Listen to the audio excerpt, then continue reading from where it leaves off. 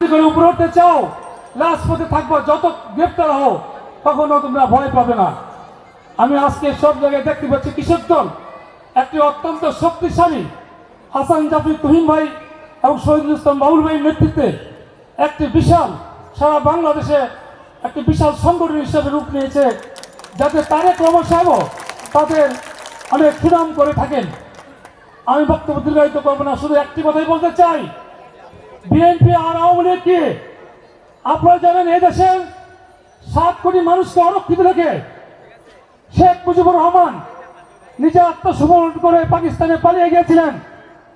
সেখানে এদেশের একমাত্র সাহসী সন্তান যার বুকের পাটা অনেক বড়, তিনি পাকিস্তান থেকে, তিনি চট্টগ্রাম থেকে এই পাকিস্তানি সেনাবাহিনীর একজন মেজর ছিলেন। তার উপরে আরো অনেক বড় বড় সেনা কর্মকর্তা ছিল বাংলাদেশের, কিন্তু অকুতোভয় সৈনিক জিয়া বলেছিলেন আই রিভল্ট, আমি বিদ্রোহ ঘোষণা করলাম।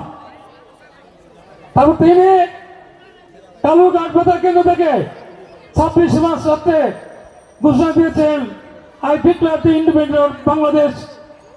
তিনি স্বাধীনতার ঘোষক।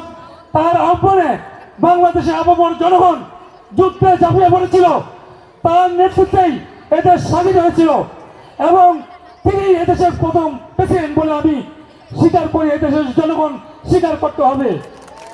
সংগ্রামের সাথে বন্ধুগণ, আমরা অনেক দুর্ভিক্ষ দেখেছি, আওয়ামী লীগের 16 বছর দেখেছি, সেই বিষয়ে বক্তব্য রাখতে চাই না। আমরা আমাদের নেতাদের বক্তব্য শুনবো অন্যদিন, যেদিন সময় বেশি পাবো আমি বক্তব্য দিব। আজকে আমার বক্তব্য সংক্ষেপে শেষ করছি। আসসালামু আলাইকুম। বাংলাদেশ জাতীয়তাবাদী কৃষক দল জিন্দাবাদ।